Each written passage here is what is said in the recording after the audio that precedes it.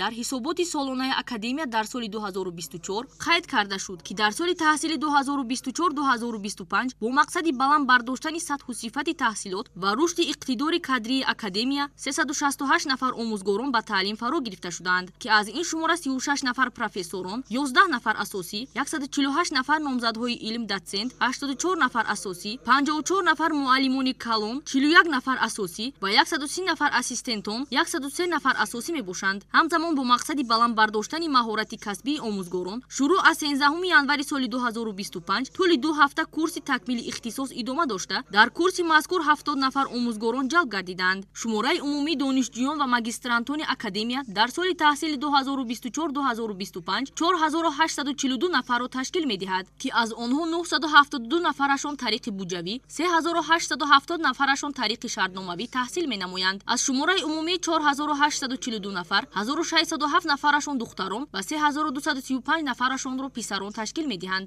ҳамзамон вобаста ба ин зинаҳои таҳсилот 1676 нафар дар зинаи бакалавриат рӯзона, 944 нафар дар зинаи бакалавриат фосилавӣ, 1709 нафар дар зинаи таҳсилоти дуюми олии касбӣ, 410 нафар дар зинаи магистратура, 51 нафар дар зинаи магистратураи Мактаби давлатдории Эмомалӣ Раҳмон, 52 нафар дар зинаи докторантура PhD таҳсил менамоянд. гуфта шуд, ки дар донишгоҳи такмили ихтисос ва бозомӯзии хизматчиёни давлатии академия тибқи нақша ҷадвали курсҳои аз нав тайёркунӣ, такмили ихтисос ва таҷрибаомӯзии хизматчиёни давлатӣ барои соли 2024, ки аз ҷониби роҳбари дастгоҳи иҷроияи президенти ҷумҳурии Тоҷикистон тасдиқ шудааст, 35 курс, 3 курси аз нав тайёркунӣ, 20 курси такмили ихтисос дар заминаи академия, 10 курси сайёрии такмили ихтисос ва 2 курси сайёрии таҷрибаомӯзӣ баргузор гардиданд. илова бар ин 4 курси ғайринақшавӣ низ баргузор гардид, ки дар маҷмӯъ 39 курси такмили ихтисосро ташкил медиҳад. дар курсҳои мазкур ҳамагӣ 1931 нафар аз ҷумла 501 нафар занон иштирок намуданд, ки аз ин шумора 879 нафар аз ҷумла 247 нафар занони то 35 сола дар ҷамъбасти курсҳо ба 1834 нафар гувоҳнома